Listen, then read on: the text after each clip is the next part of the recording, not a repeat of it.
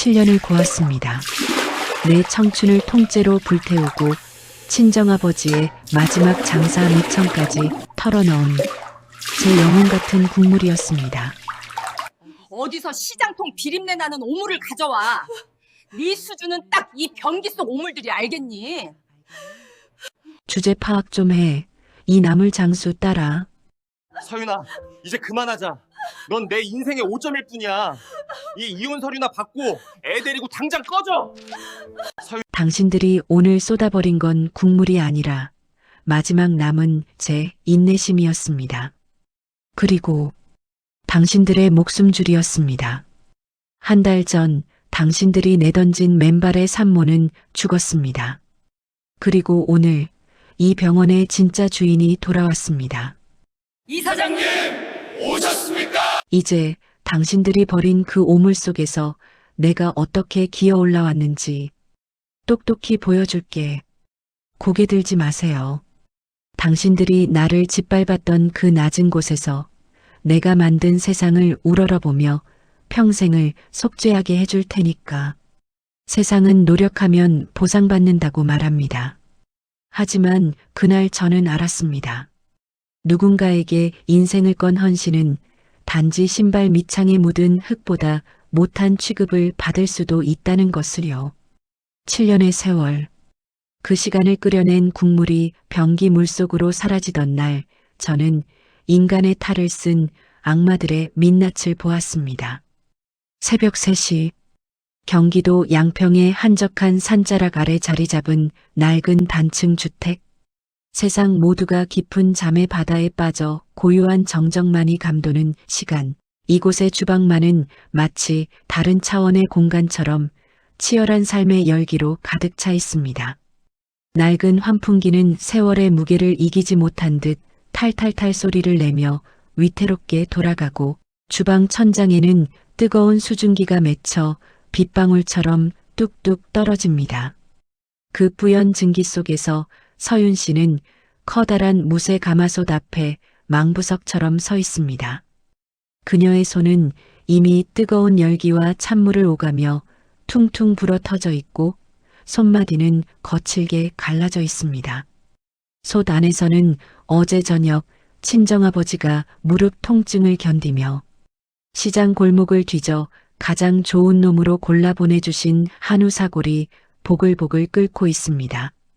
아버지는 장사 미천까지 털어 이 뼈를 보내주시며 말씀하셨죠.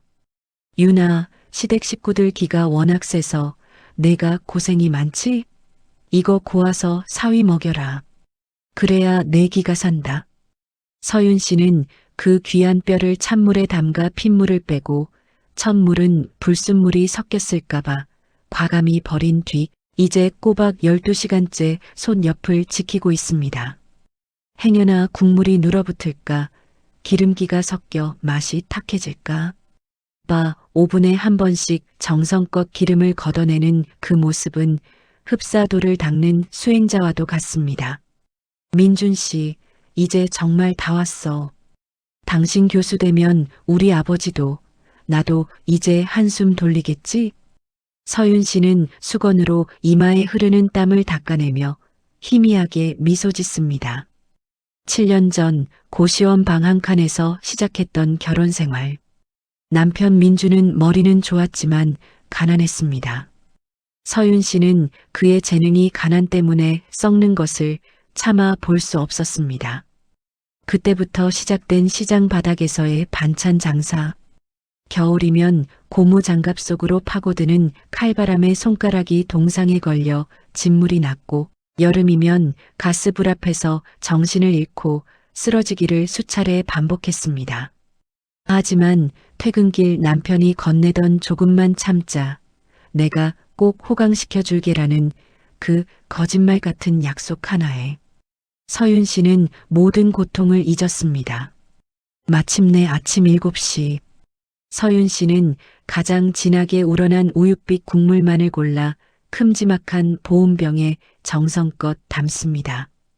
뜨거운 열기가 보온병을 타고 손바닥으로 전해지지만 서윤 씨에게는 그 열기가 마치 다가올 희망의 온도처럼 느껴졌습니다.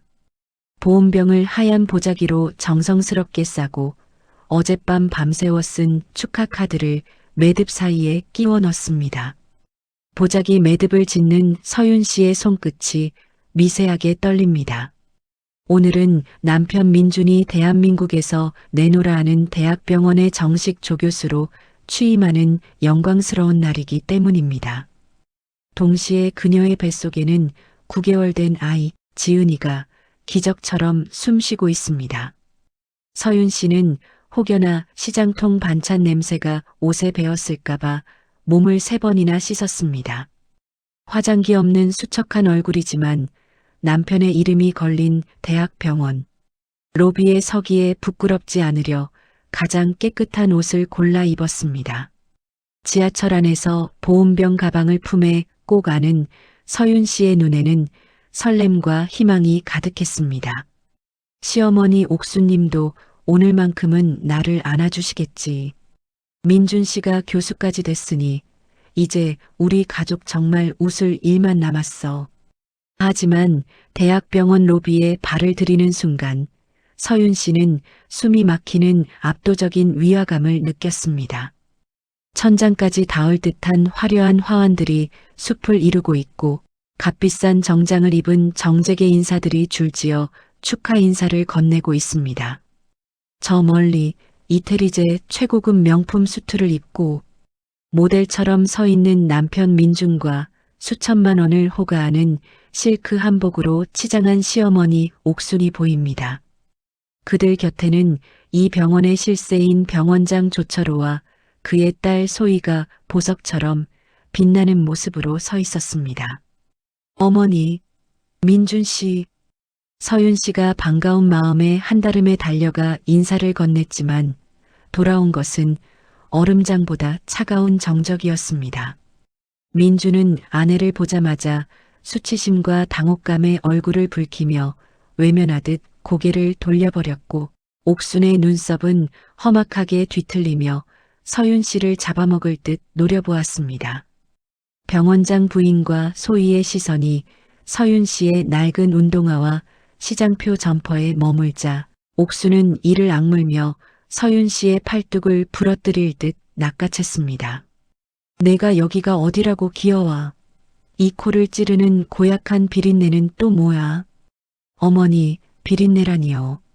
민준 씨 교수 취임 축하해 주려고 제가 밤새 사고를 고았어요. 어제 잠 한숨 안 자고 정성껏 입 닥치고 따라와. 이 망할려나. 너 때문에 망신살이 뻗쳐서 살 수가 없다. 옥수는 서윤 씨를 거의 질질 끌다시피 하여 로비 구석의 화장실로 밀어 넣었습니다. 화장실 문이 쾅 소리를 내며 닫히자마자 옥수는 서윤 씨의 손에서 보온병을 거칠게 빼앗아 변기 뚜껑을 발로 차서 열어젖혔습니다. 어머니, 왜 그러세요? 그거 민준 씨 기운 차려야 한다고 우리 아버지가 직접. 뭐야? 지나가는 개가 웃겠다. 내 수준은 딱 이 변기 속 오물들이야, 알겠니? 어디서 시장통 비린내 나는 이딴 걸 가져와서 우리 아들 앞길을 막아. 병원장님 댁따님 앞에서 창피해서 얼굴을 들 수가 없단 말이다. 옥수는 보온병을 거꾸로 들고 변기 속으로 사골국을 쏟아붓기기 시작했습니다. 뽀얀 국물이 차가운 변기물과 섞여 소용돌이치며 하수구로 흔적도 없이 사라집니다. 서윤 씨는 비명을 지르며 타일 바닥에 무릎을 꿇었습니다. 어머니, 안 돼요. 제발요. 이거 우리 아버지가 딸 자식 시댁에서 기 안 죽게 하려고 장사 미천 털어서 보내주신 거예요. 제발 그만하세요. 서윤 씨는 쏟아지는 국물을 한 방울이라도 막아보려 맨손을 변기 안으로 들이밀었습니다. 뜨거운 국물이 손등을 데울 듯 덮쳤지만 그녀는 아랑곳하지 않았습니다. 하지만 옥수는 그런 서윤 씨를 보며 비릿한 미소를 짓더니 신고 있던 뾰족한 구두 굽으로 변기통을 짚고 있는 서윤 씨의 손등을 사정없이 짓밟았습니다. 아! 날카로운 비명이 화장실 타일 벽에 부딪혀 서늘하게 울려 퍼졌습니다. 옥수는 구두 굽에온 체중을 실어 서윤 씨의 가냘픈 손등을 이리저리 비틀었습니다. 얇은 살가죽이 벗겨지고 붉은 선혈이 터져나와 하얀 사골 국물 위로 처참하게 번졌습니다. 어딜 더러운 손을 들이밀어. 내 수준이 딱 여기야. 평생 비린내나 풍기며 살던 내년이 감히 교수. 사모님 자리를 탐내. 오늘 이후로 내 아들 눈앞에서 영원히 사라져라. 민준이 짝은 저기 계신 병원장님 따님이지 너 같은 촌달기 아니야. 옥수는 마지막 한 방울까지 탈탈 털어넣고는 빈 보온병을 서윤 씨의 머리 옆으로 내팽개쳤습니다. 챙그랑하는 날카로운 금속음이 서윤 씨의 가슴을 난도질했습니다. 옥수는 거울을 보며 흐트러진 머리를 매만지고는 침을 뱉듯 독한 말을 내뱉었습니다. 뱃속의 애도 내 상판대기 닮았으면 우리 가문의 수치니까 태어나자마자 어디 내다 버릴 줄 알아. 감히 우리 아들 발목 잡는 족쇄가 될 생각은 꿈도 꾸지 말란 말이다. 화장실 문이 닫히고 정적이 찾아왔습니다. 서윤 씨는 차가운 타일 바닥에 엎드린 채 짐승 같은 울음을 터뜨렸습니다. 짓밟힌 손등에서는 피가 멈추지 않았고 가슴속은 이미 잿더미가 되어 무너져 내렸습니다. 서윤 씨는 덜덜 떨리는 손으로 피 묻은 보온병 뚜껑을 집어들었습니다. 거울 속에 비친 자신의 초라하고 엉망이 된 모습. 하지만 그녀의 눈동자 속에는 이제껏 본 적 없는 서늘하고 지독한 불꽃이 타오르기 시작했습니다. 한서윤 독백옥순 어머니, 그리고 김민준. 당신들이 오늘 쏟아버린 게 단순한 국물이 아니라는 거 내가 똑똑히 보게 해줄게. 당신들의 그 잘난 인생도 이 변기 물처럼 쓸려 내려가게 해줄 테니까. 서윤 씨는 피가 흐르는 손을 주머니 깊숙이 찔러 넣고 단 한 번도 뒤돌아보지 않은 채 병원 정문을 향해 무거운 발걸음을 옮겼습니다. 세상에서 가장 축복받아야 할 날, 저는 지옥의 문턱을 넘었습니다. 나를 사랑한다 말하던 그 입술로 죽음을 고하고 나를 안아주던 그 손길로 나를 빗물 고인 아스팔트에 처박았습니다. 짐승도 제 새끼는 귀히 여긴다는데 사람의 탈을 쓰고 어찌 그럴 수 있었을까요? 그날 제가 흘린 것은 피였을까요? 아니면 마지막 남은 인간에 대한 기대였을까요? 차가운 빗물이 눈을 가리던 그 순간 저는 비로소 저들을 향한 마지막 연민을 벌였습니다. 화장실 사골국 사건 이후 보름이라는 시간이 흘렀습니다. 짓밟힌 서윤 씨의 손등에는 검붉은 피딱지가 흉측하게 앉았고 손가락을 움직일 때마다 찢어지는 듯한 통증이 올라왔습니다. 하지만 그보다 더 아픈 것은 남편 민준의 행방이었습니다. 그는 그날 이후 집 근처에도 오지 않았습니다.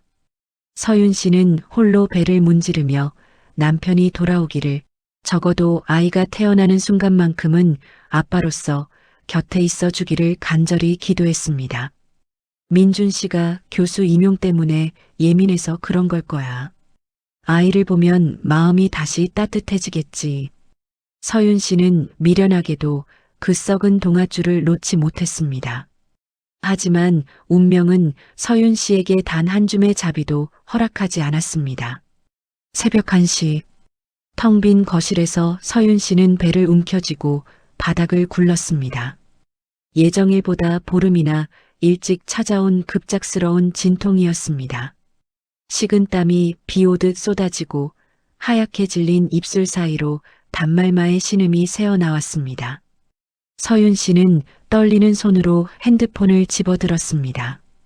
민준의 번호 1번, 5번, 10번. 수십 번을 걸었지만 돌아오는 것은 고객님께서 전화를 받을 수 없어 라는 냉정한 기계음뿐이었습니다. 그 시각 민준은 병원장 딸 소희와 함께 고급 호텔바에서 샴페인을 터뜨리고 있었다는 사실을 서윤 씨는 꿈에도 몰랐습니다. 결국 서윤 씨는 피가 섞인 눈물을 닦아내며 홀로 119를 불렀습니다. 구급차 안에서도 서윤 씨는 정신이 혼미해지는 와중에도 민준의 이름을 불렀습니다. 민준 씨, 우리 지은이 나와요. 제발 와줘요. 하지만 그녀가 도착한 곳은 남편이 조교수로 군림하는 바로 그 대학 병원이었습니다. 산모님, 호흡하세요. 산모님, 정신 차리셔야 합니다. 아이가 위험해요. 분만실의 차가운 LED 조명 아래 서윤 씨는 홀로 외로운 사투를 벌였습니다. 골반이 조각나고 뼈가 뒤틀리는 것 같은 극한의 고통. 옆 분만실에서는 남편들이 산모의 손을 잡고 땀을 닦아주며 격려하는 소리가 들려왔지만 서윤 씨의 곁에는 오직 차가운 기계음과 바삐 움직이는 간호사들의 무미건조한 발소리뿐이었습니다. 서윤 씨는 분만대 손잡이를 손톱이 빠질 정도로 꽉 쥐었습니다. 지은아, 엄마가 지켜줄게. 엄마가 꼭 너를 살려줄게. 꼬박 15시간의 사투 끝에 마침내 정적을 깨고 작고 가냘픈 생명의 울음소리가 터져 나왔습니다. 응애, 응애. 축하합니다. 예쁜 공주님이에요. 간호사가 품에 안겨준 핏덩이 같은 아이. 지은이가 서윤 씨의 새끼손가락을 작은 손으로 꽉 쥐었을 때 서윤 씨는 처음으로 소리 죽여 오열했습니다. 하지만 그 짧은 기쁨도 잠시 산후조리는커녕 몸도 추스르지 못한 서윤 씨의 병실. 문이 쾅 소리를 내며 거칠게 열렸습니다. 들어온 사람은 남편 민준과 시어머니 옥순, 그리고 병원장 딸 소희였습니다. 그들은 축하 선물이 아닌 날카로운 살기와 혐오를 띠고 있었습니다. 소희는 화려한 명품 가방을 고쳐 매며 코를 찡그렸습니다. 어머, 민준 씨. 이 방 냄새 뭐야? 시장통 비린내가 여기까지 진동하네. 나 속 안 좋아. 빨리 처리하고 나가자. 민준의 눈빛은 보름 전보다 더 서늘하고 잔인했습니다. 그는 아내와 갓 태어난 딸을 바라보는 것이 아니라 마치 신발에 묻은 더러운 오물을 보듯 경멸을 드러냈습니다. 그는 품 안에서 누런 서류 봉투 하나를 꺼내 서윤 씨의 땀에 젖은 배 위로 툭 던졌습니다. 민준 씨, 이게 뭐야? 오늘 우리 지은이 태어난 날이잖아. 당신 딸 좀 봐봐. 당신 닮아서 눈매가 너무 예뻐. 서윤아, 주제 파악 좀 해. 도장 찍어. 내가 여기서 버틴다고 내가 너랑 다시 살 것 같아? 내 인생의 유일한 오점인 너를 오늘로 완전히 지워버려야겠어. 서윤 씨가 떨리는 손으로 서류를 꺼냈습니다. 상단에 선명하게 적힌 4글자. 이, 혼, 암, 의, 서. 이게 어떻게 이래? 7년이야. 7년 동안 내가 어떻게 당신을 뒷바라지했는데, 당신 의사 만들려고 시장 바닥에서 내가 무슨 수모를 겪었는데, 그 얘긴 이제 지겹다. 누가 너더러 그렇게 살래? 내가 좋아서 자초한 일이야. 그게 어떻게 내 탓이야? 내 무식한 헌신이 나를 얼마나 숨막히게 했는지 알아? 민준이 발작하듯 소리를 질렀습니다. 옆에서 팔짱을 끼고 지켜보던 옥순이 비릿한 미소를 지으며 다가왔습니다. 옥순은 서윤 씨의 팔에 꽂혀있던 링거 바늘을 예고도 없이 확 뽑아버렸습니다. 아! 서윤 씨의 비명과 함께 하얀 환자복 위로 붉은 피가 분수처럼 솟구쳐 올랐습니다. 옥수는 눈 하나 깜짝하지 않고 서윤 씨의 땀에 젖은 머리채를 휘어잡아 침대 밖으로 끌어내렸습니다. 어디서 쇼를 하고 자빠졌어. 야, 김민준이 교수 되니까 이제 와서 발목 제대로 잡으려고 작정을 했구나. 이 서류에 도장 찍고 조용히 나가면 내가 특별히 100만 원은 챙겨줄게. 그 돈이면 시장 바닥에서 다시 나물 장사 미천은 될 거 아니냐? 감지덕지한 줄 알아야지. 어머니, 제발요. 저 지금 애 낳은 지 3시간도 안 됐어요. 저 아직 피도 안 멈췄다고요. 제발 사람 대접 좀 해주세요. 저 죽어요. 서윤 씨는 바닥에 고꾸라진 채 옥순의 수백만 원짜리 수입 가방을 붙잡고 빌었습니다. 하지만 옥순은 신고 있던 뾰족한 구두발로 서윤 씨의 어깨를 걷어찼습니다. 민주는 그 광경을 보고도 차갑게 고개를 돌려 소희의 허리를 감싸 안았습니다. 민준아, 지은이 좀 봐. 당신 딸이잖아. 제발 한 번만 안아봐줘. 자식? 내가 시장 바닥에서 남자들 비위 맞춰가며 남을 팔던 년인데 그 애가 내 애라는 보장이 어디 있어? 유전자 검사라도 해줄까? 너 같은 비천한 년 피 섞인 애 내 자식으로 인정 못해. 내 앞길 막는 족쇄일 뿐이야. 민준의 독설은 서윤 씨의 심장을 갈기갈기 찢어놓았습니다. 7년의 모든 헌신이 단 한마디의 불결한 의심으로 더럽혀졌습니다. 옥수는 신생아 침대에 누워 찬 공기에 떨며 울고 있는 지은이를 거칠게 낚아채 서윤 씨의 품으로 던지듯 안겼습니다. 자, 내 핏덩이 데리고 당장 꺼져. 여기 VIP 병실. 하루 입원비가 얼마인 줄 알아? 내까짓게 감히 누워있을 자리가 아니라고. 병실 시트피로 더럽히지 말고. 당장 나가. 보안팀, 여기 꽃뱀 한 마리 있으니까 당장 끌어내. 옥순의 호출에 대기하고 있던 보안 요원들이 들이닥쳤습니다. 그들은 산후 통증으로 몸도 못 가누는 서윤 씨의 양팔을 거칠게 붙잡고 복도로 질질 끌어냈습니다. 수많은 환자와 보호자들이 수군거리며 그 참혹한 광경을 스마트폰으로 촬영하기 시작했습니다. 옥수는 보란듯이 삿대질을 하며 큰 소리로 외쳤습니다. 다들 똑똑히 봐요. 인연이 우리 귀한 아들 교수. 취임하는 날 맞춰서 어디서 굴러먹다 임신해 와서 조상 대대로 귀한 우리 집안 거덜내려고 쇼하는 겁니다. 아주 질 나쁜 꽃뱀이라고요. 서윤 씨는 수치심과 고통에 정신이 아득해졌습니다. 하지만 본능적으로 품 안의 아이를 더 꽉 안았습니다.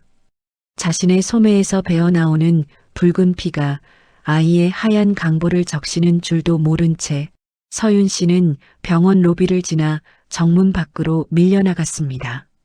밖에는 기다렸다는 듯 장대비가 쏟아지고 있었습니다. 하늘조차 이 비정한 배신에 분노한 듯 거대한 천둥 소리가 병원 건물을 통째로 뒤흔들었습니다. 옥수는 마지막으로 서윤 씨의 등을 빗속으로 떠밀며 침을 뱉었습니다. 다시는 나타나지 마라. 한 번만 더 내 아들 주변에서 얼쩡거리면 그땐 이 핏덩이 목숨도 장담 못할 줄 알아. 이 시장통 비린내 나는 년아. 가서 내 아비랑 시장 바닥에서 굴러먹으라고. 쾅 마이너스. 육중한 병원 유리문이 닫혔습니다. 서윤 씨는 빗물이 고인 차가운 아스팔트 위로 맥없이 고꾸라졌습니다. 맨발에 닿는 빗물은 얼음장처럼 차가웠고 젖어버린 얇은 환자복은 수천 근의 무게로 그녀를 짓눌렀습니다. 갓 태어난 지은이는 갑작스러운 찬 비바람과 소음에 놀라 자지러지게 울기 시작했습니다. 응애, 응애, 지은아, 미안해. 엄마가 미안해. 제발 죽지 마, 지은아. 엄마가 어떻게든 너는 살릴게. 서윤 씨는 비틀거리며 간신히 몸을 일으켰습니다. 팔에선 아까 옥순이 강제로 뽑은 바늘 자국에서 피가 섞인 빗물이 줄줄 흘러내렸습니다. 저 유리문 너머 따뜻하고 화려한 로비 안에서는 민준과 소희가 다정하게 웃으며 엘리베이터를 타고 최고급 스카이라운지로 향하고 있었습니다. 7년을 바쳐 만든 남편의 성공이 이제는 자신과 아이를 죽이는 가장 날카로운 칼날이 되어 돌아온 것입니다. 서윤 씨는 빗속을 걷기 시작했습니다. 어디로 가야 할지도 누구에게 도움을 청해야 할지도 모른 채 오로지 아이를 빗물로부터 가리기 위해 등을 굽히고 또 굽혔습니다. 하반신에서는 여전히 하열이 계속되고 있었고 한 걸음을 뗄 때마다 창자가 끊어지는 듯한 통증이 밀려왔습니다. 민준아, 옥순, 당신들이 나를 이 길바닥에 버린 거 평생 피눈물 흘리며 후회하게 해줄게. 당신들이 쏟아버린 건 사골국이 아니라 당신들 목숨줄이었다는 걸 내가 똑똑히 보여줄 테니까. 내 아이가 흘리는 이 눈물, 당신들은 평생 씻기지 않는 오물이 되어 돌려받게 될 거야. 서윤 씨의 입술이 파르르 떨리며 처절한 복수의 맹세를 빗속에 뱉어냈습니다. 그녀는 병원 담벼락을 붙잡고 간신히 발걸음을 옮겼습니다. 빗줄기는 더욱 거세졌고 세상은 온통 어둠뿐이었습니다. 하지만 서윤 씨의 눈동자 속에는 이제껏 본 적 없는 서늘하고도 지독한 복수의 불꽃이 타오르기 시작했습니다.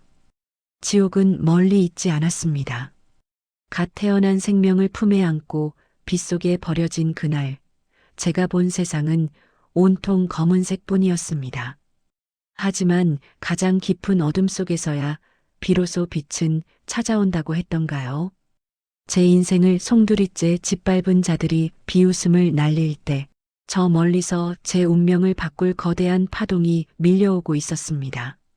이제 버려진 며느리의 시간은 끝나고 왕관을 되찾을 후계자의 시간이 시작되려 합니다.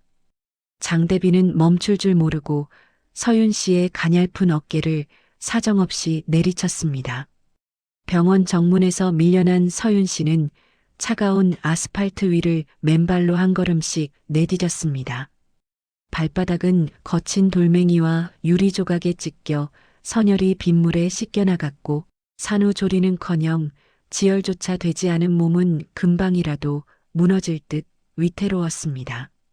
하지만 서윤 씨는 자신의 고통보다 품 안에서 가냘프게 울어대는 지은이가 걱정되어 젖어버린 환자복 상의를 벗어 아이를 겹겹이 감싸 안았습니다. 지은아, 조금만 참아. 엄마가 미안해. 엄마가 못나서 우리 아기 춥게 해서 미안해. 서윤 씨의 목소리는 빗소리에 묻혀 형체도 없이 흩어졌습니다. 눈앞이 자꾸만 흐려졌습니다.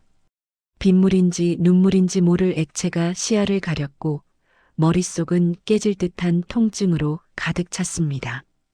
저 멀리 병원 건물의 화려한 조명들이 마치 조롱하는 눈빛처럼 번뜩였습니다. 그 화려한 성 안에서 민준과 옥수는 따뜻한 차를 마시며 승전보를 울리고 있겠지요. 7년의 세월을 바쳐 그 성을 쌓아 올린 것이 바로 자신이라는 사실이 사무치게 억울해. 서윤 씨는 가슴을 쥐어뜯었습니다. 그때였습니다. 병원 앞 왕복 8차선 도로의 끝에서 어둠을 가르는 수십 개의 강렬한 서치라이트가 서윤 씨를 향해 달려오기 시작했습니다. 단순한 차량의 불빛이 아니었습니다. 도로를 통째로 점거한 듯한 압도적인 위용의 검은색 세단 행렬. 엔진의 묵직한 중저음이 지면을 울리며 서윤 씨의 발치까지 다가왔습니다. 기익. 날카로운 타이어 마찰음과 함께 수십 대의 최고급 세단이 서윤 씨를 중심으로 거대한 원을 그리며 멈춰 섰습니다. 빗줄기를 가르고 나타난 그 기괴하고도 웅장한 광경에 병원 로비에서 이 광경을 지치지도 않고 지켜보던 보안 요원들과 퇴근하던 의료진들의 발걸음도 얼어붙었습니다. 가장 중앙에 선 번호판조차 범상치 않은 리무진의 문이 열렸습니다. 수십 명의 검은 정장 차림 경호원들이 일제히 우산을 펼쳐들고 길을 만들었습니다. 빗방울 하나 침범하지 못할 만큼 견고한 인간의 성벽. 그리고 그 길 끝에서 한 노신사가 천천히 발을 내디뎠습니다. 그는 바로 대한민국 의료계의 정점이자 해성재단의 설립자 한만수 회장이었습니다. 평소 시장 바닥에서 허름한 점퍼 차림으로 서윤 씨에게 남을 좀 줘보게라며 말을 걸던 그 나물 할아버지가 아니었습니다. 범접할 수 없는 카리스마와 위엄을 두른 한 회장의 눈에 빗속에서 피와 눈물로 범벅이 된 채 쓰러져가는 서윤 씨가 들어왔습니다. 윤아, 내 딸 서윤아. 한 회장의 절규에 가까운 목소리가 빗소리를 뚫고 울려 퍼졌습니다. 그는 격식도 지위도 모두 잊은 채 빗속으로 뛰어들어 진흙탕 바닥에 주저앉은 서윤 씨를 부둥켜 안았습니다.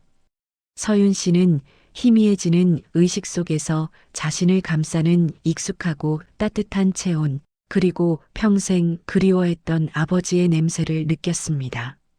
아, 아버지, 왜 이제 오셨어요? 우리 지은이가, 우리 아기가 너무 추워해요. 서윤 씨의 고개가 힘없이 툭 떨어졌습니다. 한 회장은 피 섞인 빗물로 엉망이 된 딸의 몰골과 그 품 안에서 사들어가듯 울고 있는 핏덩이 손녀를 확인하고는 짐승 같은 포효를 내뱉었습니다. 감히 내 딸을, 이 해성재단의 유일한 후계자를 적골로 만든 자들이 누구냐? 당장 이 병원장 조철호와 그 일가를 내 앞으로 끌고 오란 말이다. 한 회장의 일갈에 경호원들이 순식간에 병원 정문을 박차고 들어갔습니다. 로비 엘리베이터 앞에서 소희와 다정하게 웃고 있던 민준과 명품 가방을 고쳐매며 승리감에 젖어있던 옥수는 갑자기 들이닥친 경호원들에게 팔이 꺾인 채 빗속으로 끌려 나왔습니다. 이게 무슨 무례한 짓입니까? 내가 누군지 알고. 민준이 소리를 질렀지만 한 회장의 비서가 그의 뺨을 가차없이 후려쳤습니다. 입 닥쳐라. 내 놈이 감히 네 안전이라고 주둥이를 놀리느냐. 병원장 조철호가 신발도 제대로 신지 못한 채 달려나와 바닥에 머리를 조아렸습니다.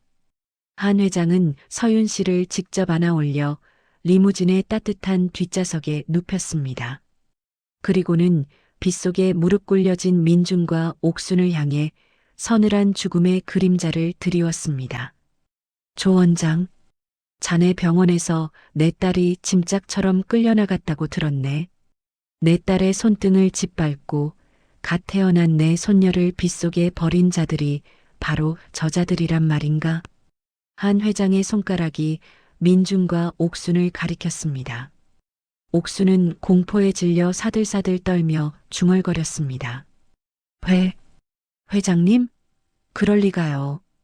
저 서윤이는 그냥 시장통 나물 장수 딸인 줄 알고 저희가 잘 가르치려고. 닥쳐라. 내 놈들이 쏟아버린 건 사골국이 아니라 이 한만수의 심장이었다. 조 원장, 자네를 포함해 저자들의 모든 것을 오늘부로 박탈한다. 내 딸이 흘린 피 한 방울마다 너희의 살점이 떨어져 나갈 줄 알아라. 한 회장의 서슬 퍼런 선포와 함께 리무진이 거칠게 병원 입구를 빠져나갔습니다. 빗물에 젖은 아스팔트 위에는 민준과 옥순이 튀긴 흙탕물을 뒤집어 쓴 채 망연자실하게 주저앉아 있었습니다. 그들의 가짜 천국이 지옥으로 변하는 데는 단 5분도 걸리지 않았습니다. 병원 VVIP 병동으로 옮겨진 서윤 씨는 최고의 의료진들에게 둘러싸여 집중 치료를 받았습니다. 한 회장은 병실 문 앞을 지키며 비서에게 나직하지만 살벌한 명령을 내렸습니다. 준비해라. 김민준과 옥순, 그들이 가진 모든 자산을 압류하고 의료계에서 영원히 매장해라. 하지만 단번에 죽이지는 마라. 내 딸이 겪은 그 비참함을 그들이 가장 낮은 곳에서 천천히 맛보게 해야 할 테니까. 몇 시간 뒤 서윤 씨가 서서히 눈을 떴습니다. 화이트 톤의 우아하고 따뜻한 병실, 은은한 아로마 향기와 자신의 손을 꼭 잡고 있는 아버지의 모습. 서윤 씨는 이것이 꿈이 아님을 확인하고는 제일 먼저 옆에 놓인 신생아 인큐베이터를 바라보았습니다. 다행히 지은이는 안정을 되찾고 깊은 잠에 빠져 있었습니다. 윤아, 정신이 드니? 미안하다. 이 애비가 너무 늦었지? 서윤 씨는 아버지의 거친 손을 잡으며 눈물을 쏟아냈습니다. 하지만 그 눈물은 예전의 나약한 서윤이 아니었습니다. 서윤 씨는 짓밟혔던 손등의 상처를 가만히 내려다보며 얼음장처럼 차가운 목소리로 말했습니다. 아버지, 저들을 그냥 두지 마세요. 하지만 단번에 무너뜨리는 건 너무 쉬워요. 제가 시장 바닥에서 7년 동안 겪었던 그 모멸감을 그들도 똑같이 느끼게 해주고 싶어요. 저들의 가장 화려한 날, 제가 이사장이 되어 그들의 목을 짓밟게 해주세요. 한 회장은 딸의 눈에서 타오르는 복수의 불꽃을 보았습니다. 그는 빙긋이 웃으며 딸의 머리를 쓰다듬었습니다. 그래, 내 딸아. 내가 원하는 대로 해주마. 오늘부터 이 혜성재단의 모든 권한을 내게 위임한다. 너는 이제 누군가의 며느리도 아내도 아니다. 대한민국 의료계를 호령할 유일한 여왕이다.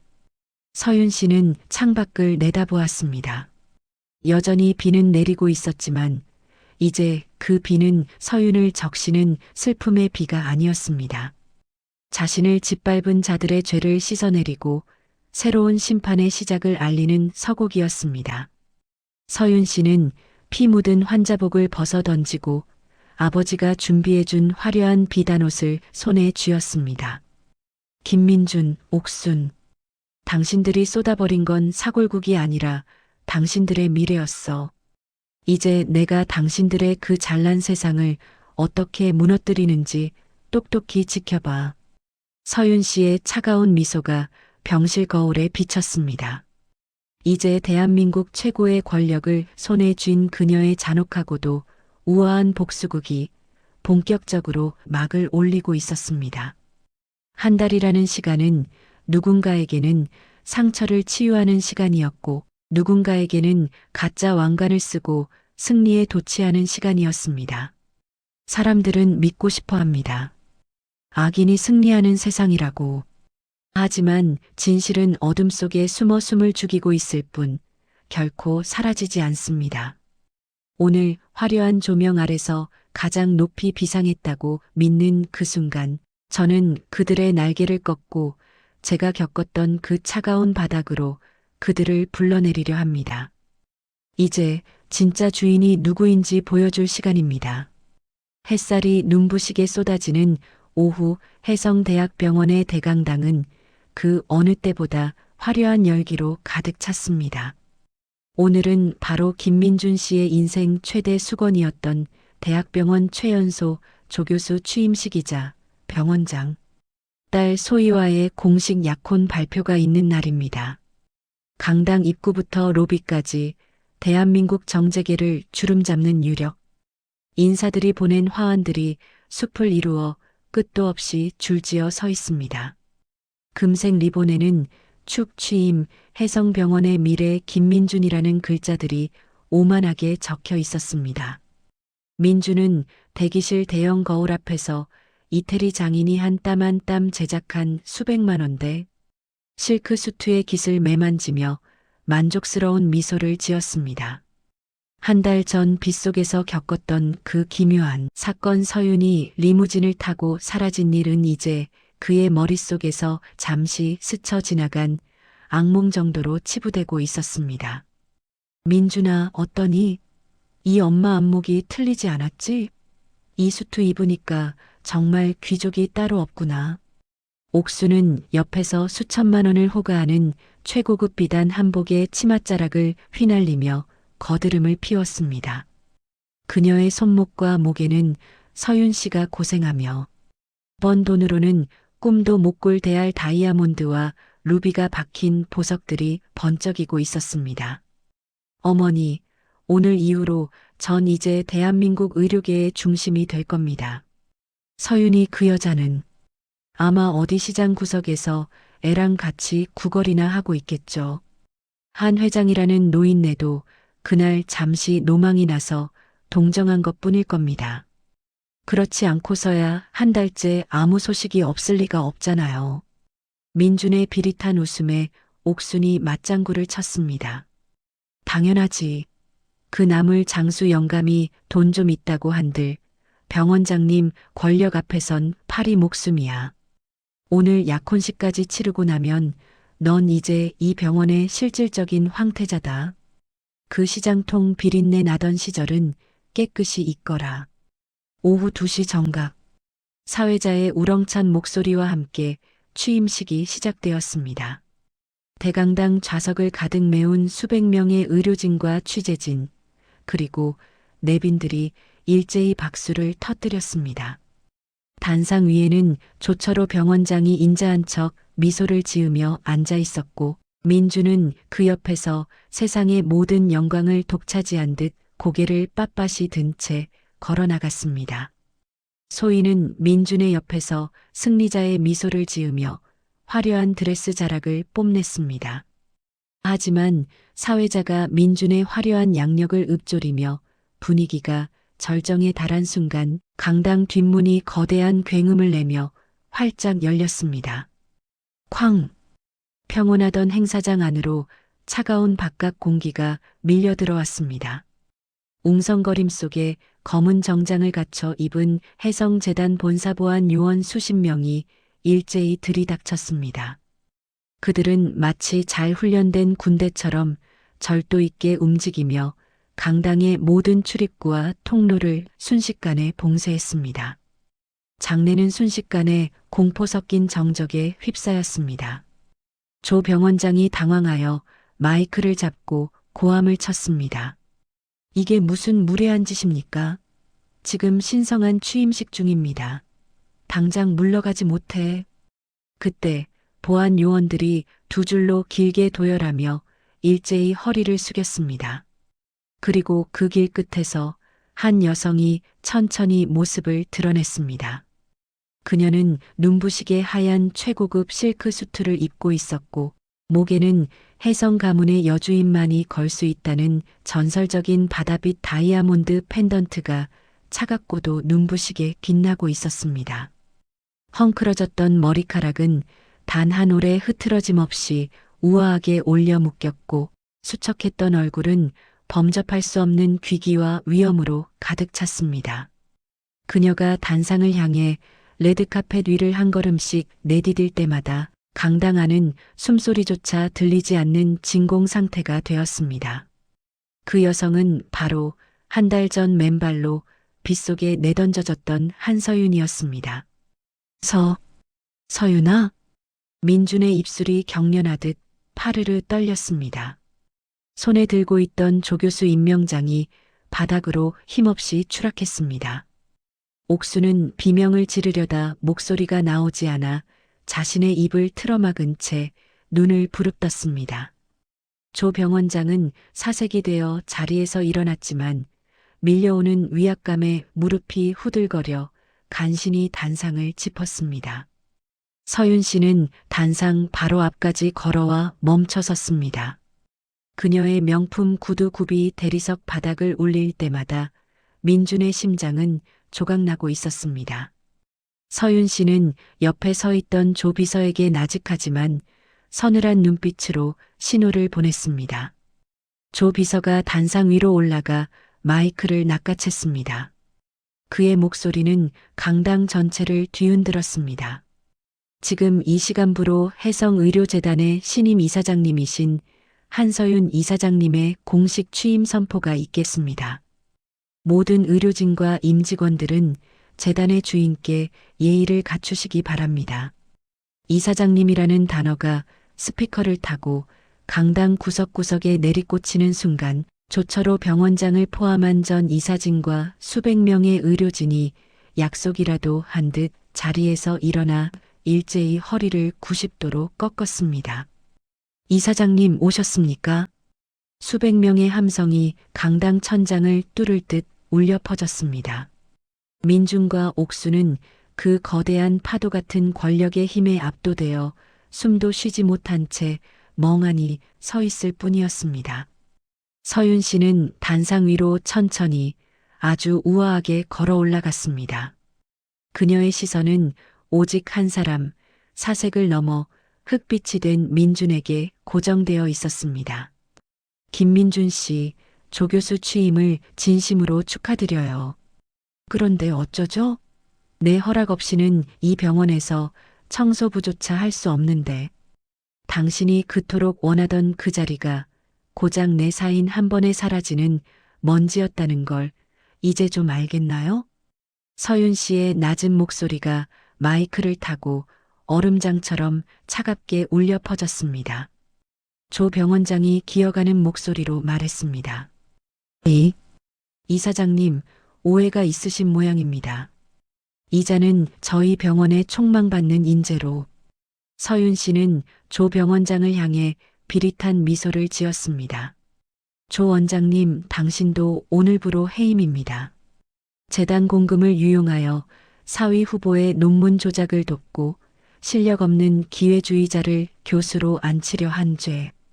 또한 한 달 전 산모를 빗속으로 내쫓으라 지시한 반인륜적인 행태까지 이제 법정에서 낱낱이 밝혀질 겁니다. 보안팀 당장 이자들을 끌어내세요. 순식간에 강당은 아수라장이 되었습니다. 보안 요원들이 조 병원장의 직인을 회수하고 그를 단상 밑으로 사정없이 끌어내렸습니다.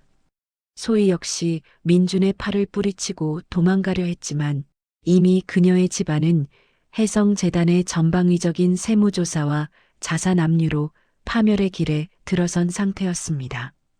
옥수는 그제야 정신이 든 듯 서윤 씨의 바짓가랑이를 붙잡으려 단상 위로 기어 올라왔습니다. 서윤아, 내 새끼 서윤아, 내가 다 안다. 내가 우리 민준이 기 살려주려고 이렇게 깜짝 쇼를 해주는 거지. 그렇지? 내가 너 시장에서 나물 팔 때부터 알아봤어. 역시 대단한 내 며느리. 야, 민준아. 어서 와서 이 사장님께 절 올리지 않고 뭐하니? 서윤 씨는 옥순의 손이 닿기도 전에 차갑게 뒷걸음질 쳤습니다. 그녀의 눈빛은 인간을 보는 눈이 아니라 발밑에 오물을 보는 듯한 경멸로 가득했습니다. 서윤 씨는 곁에 서 있던 보안 요원에게 고개를 까딱했습니다. 요원이 기다렸다는 듯 커다란 양동이를 들고 나타났습니다. 서윤 씨는 그 양동이를 직접 건네받아 옥순의 머리 위로 단 한 번의 망설임도 없이 차가운 얼음물을 쏟아부었습니다. 어머니, 기억하시나요? 한 달 전 제 사골국을 변기에 쏟으셨죠? 이건 그날 제가 화장실 바닥에서 흘린 눈물입니다. 차가운가요? 당신들이 내준 그 빗길보다는 훨씬 따뜻할 텐데. 얼음장 같은 물에 젖어 수천만 원짜리 비단옷이 몸에 달라붙은 옥수는 바들바들 떨며 바닥에 주저앉았습니다. 서윤 씨는 마지막으로 민준의 앞에 섰습니다. 민준은 이제 공포와 수치심에 질려 무릎을 꿇은 채 울먹였습니다. 서윤아, 제발. 한 번만 기회를 줘. 내가 잠시 미쳤었어. 지은이는, 우리 지은이는 괜찮니? 내가 아빠잖아. 서윤 씨는 민준의 뺨을 온 힘을 다해 사정없이 갈겼습니다. 찰싹 하는 소리가 매섭게 울려 퍼졌습니다. 내 딸 이름 그 더러운 입에 담지 마. 지은이는 내 아버지가 보낸 최고의 의료진 덕분에 건강하게 살아났어. 그리고 너는 오늘부로 의사 면허 취소야. 내가 가로챘던 내 투자금, 7년치 생활비와 이자까지 쳐서 전부 압류 들어갔으니 이제 내가 그토록 멸시하던 시장 바닥에 썩은 나물보다 못한 존재로 평생을 사죄하며 살아. 아니, 사죄조차 아까우니 평생을 지옥에서 기어다녀. 서윤 씨는 뒤도 돌아보지 않고 단상 중앙을 향해 걸어갔습니다. 그녀가 마이크 앞에 서서 강당에 모인 수많은 사람을 내려다보며 선포했습니다. 오늘부터 혜성의료재단은 오직 환자만을 위한 곳으로 다시 태어납니다. 권력에 기생하고 약자를 짓밟는 자들은 단 한 명도 용납하지 않겠습니다. 그것이 제 아버지와 제가 지켜온 이 재단의 정신입니다. 강당에 모인 수백 명의 젊은 의사들과 간호사들이 일제히 환호하며 박수를 터뜨렸습니다. 그 박수 소리는 민중과 옥순에게는 영원한 파멸의 장송곡이었습니다. 보안 요원들이 민중과 옥순의 명품 수트와 한복을 강제로 벗기고 병원 로고가 새겨진 가운과 명찰을 회수했습니다. 그들은 구두조차 신지 못한 맨발로 병원 밖으로 끌려나갔습니다. 병원 밖에는 한 달 전처럼 비가 억수같이 내리고 있었습니다.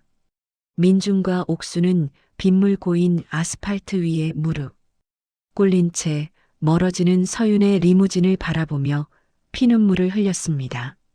자신들이 버렸던 여자가 세상을 다스리는 이사장이 되어 돌아왔을 때 그들이 할 수 있는 건 오직 빗물 섞인 절망뿐이었습니다. 서윤 씨는 리무진 안에서 짓밟혔던 손등의 흉터를 가만히 내려다보았습니다. 흉터는 여전히 남았지만 그 흉터는 이제 승리의 훈장이 되어 차갑고도 눈부시게 빛나고 있었습니다. 이제 시작이야. 당신들이 흘릴 피눈물로 내 상처를 닦아줄게. 폭풍이 지나간 자리에는 늘 정적이 찾아오기 마련입니다. 어떤 이는 그 정적 속에서 평화를 찾고 어떤 이는 자신이 무너뜨린 성벽의 파편에 깔려 비명을 지릅니다. 복수는 끝났습니다. 하지만 그 복수가 남긴 삶의 무게는 여전히 제 어깨를 누릅니다. 미워하는 마음조차 사치라는 것을 깨달았을 때 저는 비로소 진정한 자유를 얻었습니다. 이제 왕관을 쓴 자의 마지막 이야기를 들려드리려 합니다. 시간은 강물처럼 흘러 어느덧 1년이라는 세월이 지났습니다. 해성의료재단은 신임 이사장 한서윤의 진두지휘 아래 대한민국에서 가장 신뢰받는 의료기관으로 거듭났습니다.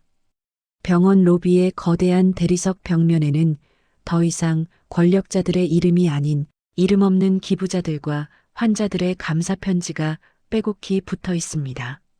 서윤 씨는 이제 낡은 시장표 점퍼 대신 기품 있는 실크 정장을 입고 수천 명의 직원을 이끄는 리더가 되었지만 그녀의 책상 한 구석에는 여전히 녹슨 보온병 뚜껑 하나가 놓여 있습니다.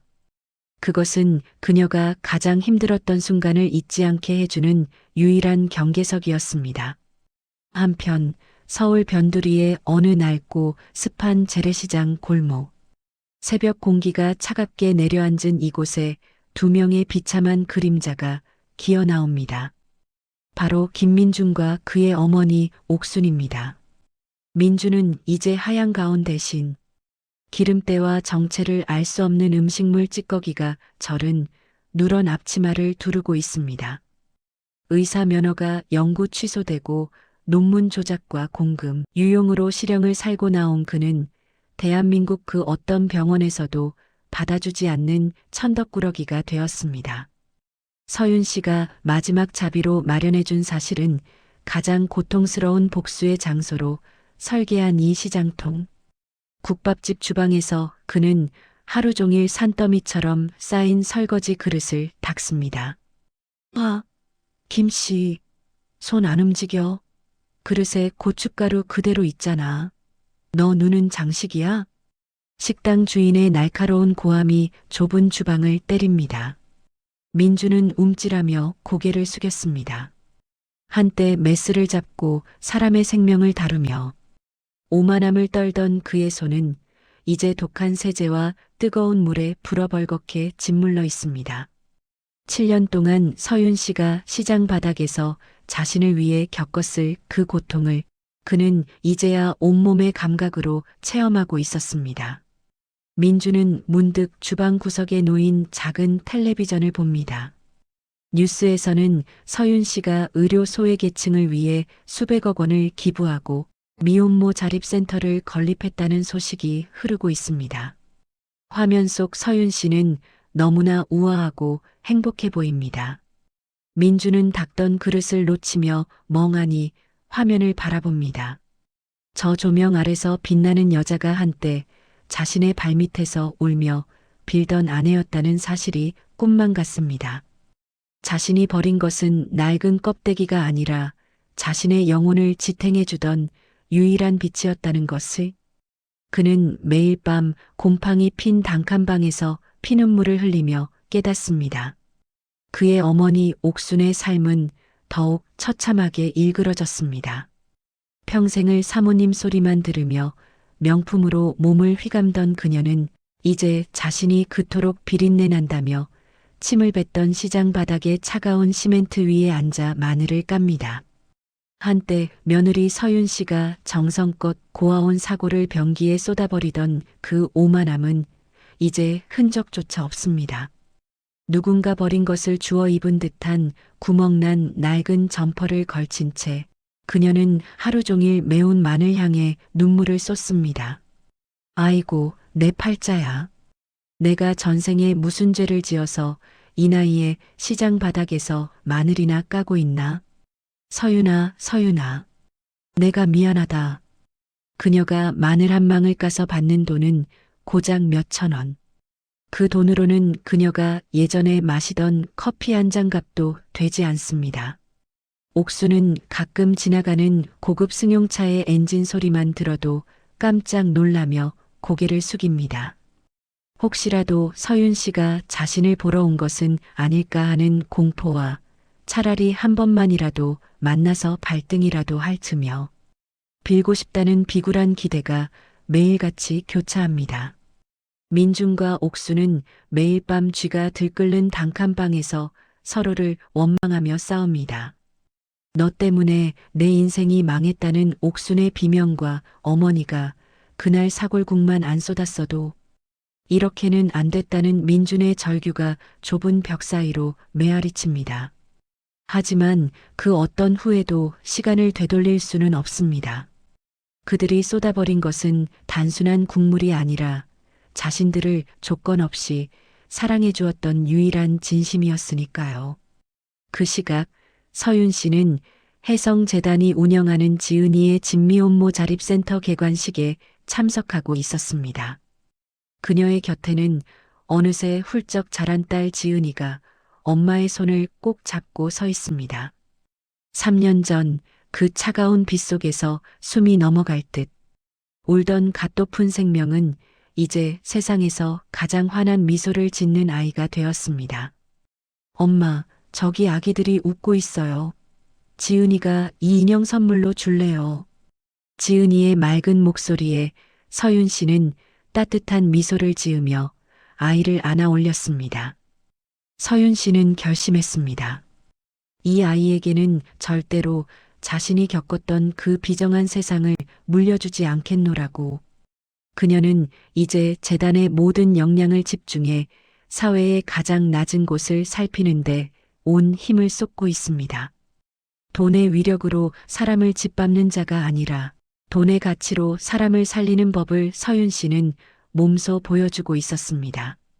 개관식을 마치고 돌아가는 길, 서윤 씨는 잠시 차를 세우고 예전 자신이 장사를 하던 시장 입구를 멀리서 바라보았습니다.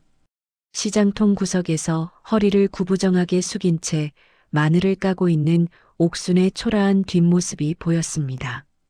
곁에 있던 조 비서가 조심스레 물었습니다. 이사님, 한번 가보시겠습니까? 요즘 상태가 아주 말이 아니라고 합니다.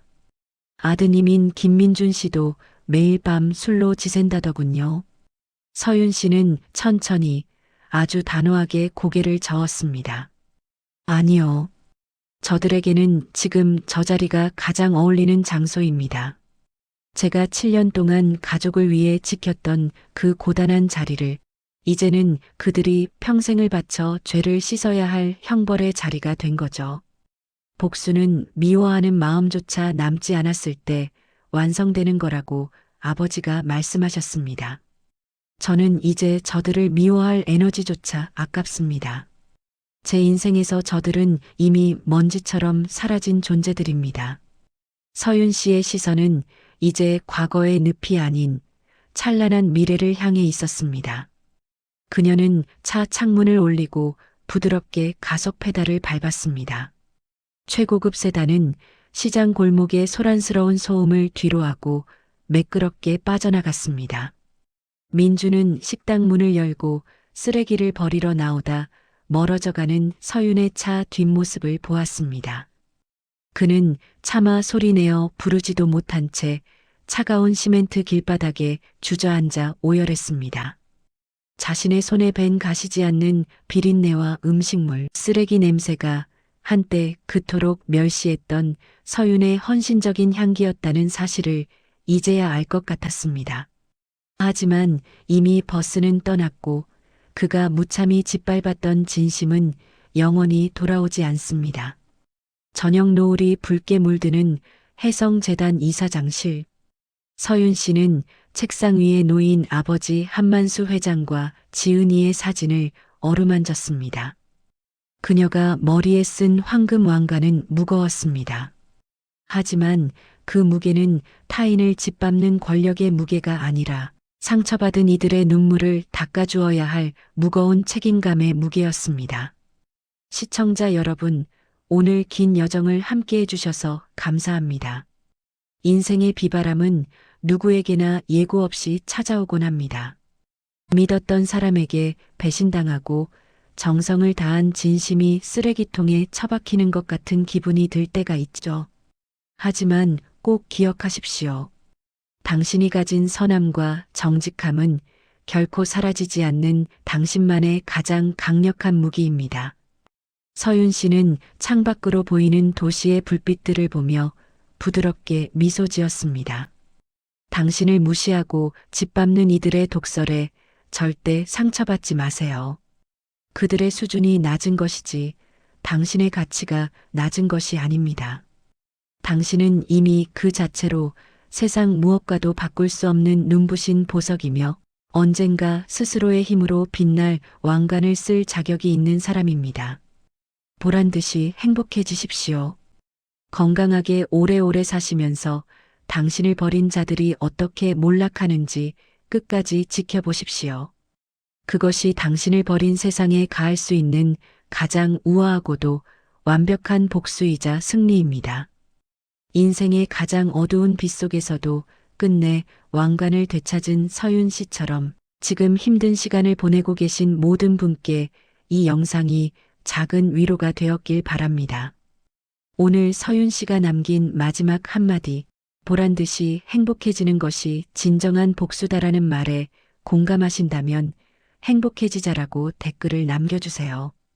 여러분의 따뜻한 댓글과 좋아요는 또 다른 감동 사연을 만드는 큰 힘이 됩니다.